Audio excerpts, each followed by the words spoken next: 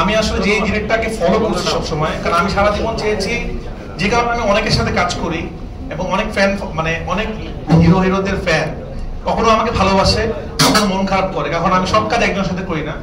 কারণ আমি চেষ্টা করেছি আমি নিজে এমন জায়গায় এমন কিছু তৈরি করতে যে আমি যেন আমার নামে সিনেমাটা হিট হয়, কারণ আমি এটা চাইছি সবসময়। এটা শহীদুল ইসলাম খোকন স্যার করতো, এটা কাজী হায়াত ছিল, তো তাদেরকে আমি আসলে তাদের মতো হতে চাই, এটা আমার স্বপ্ন।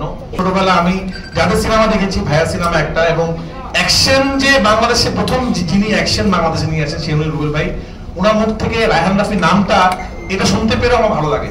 তো উনি যে কথা বলেছেন সেই কথাটা সেরকম হতে পারবো না, কিন্তু আমি চেষ্টা করছি রুবেল ভাই ভালো ভালো সিনেমা বানানোর জন্য, এবং আমি ব্রেক দিচ্ছি না, আমি কাজের মধ্যে থাকি, কখনো ওয়েব সিরিজ, কখনো ওয়েব ফিল্ম, কখনো সিনেমা। আমি চেষ্টা করে যাচ্ছি নিজের নামটাকে ব্র্যান্ড করার জন্য।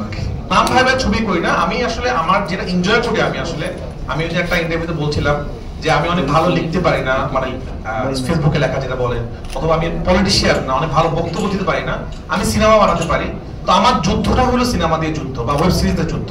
আমি যে কথাটা বলতে চাই, আমি একটা সিনেমা বানিয়েছি যেটা অলরেডি ব্যান হয়ে গেছে, অমীমাংসিত, সামনে হয়তো আসবে, আপনারা দেখতে পারবেন সেটা বাংলাদেশ।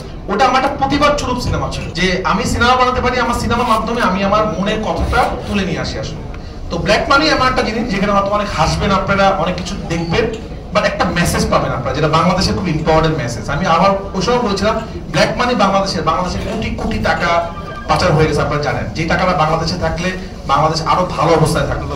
তো এই যে ব্ল্যাক মানি যেভাবে করে হয়েছে, যে টাকাটা আসলে মানুষের ছিল, আমাদের দেশে অনেক ক্ষতি হয়ে গেছে।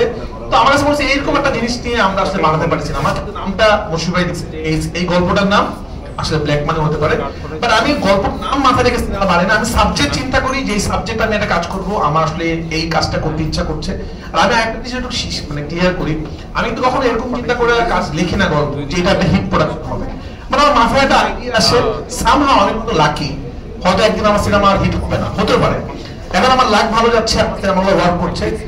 কেউ কোনো ডিরেক্টর পৃথিবীতে এরকম গল্প লিখতে পারে না যে এটা হিট গল্প বা এটা হিট গান।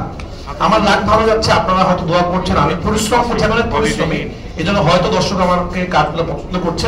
বাট আমার কাছে মনে হচ্ছে প্রথম সিরিজটা আমি এমন ভাবে বানাবো যেটা মানুষ দেখলে ভাইয়ের মতো চমকে যাবে এবং ওয়ার্ক করবে।